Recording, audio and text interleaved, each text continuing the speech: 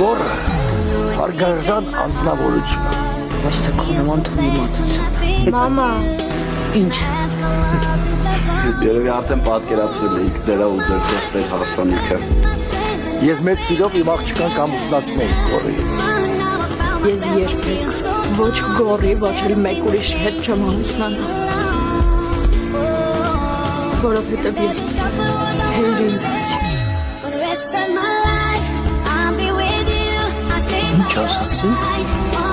Հա, պապ, ես Հենրին եմ սիրում։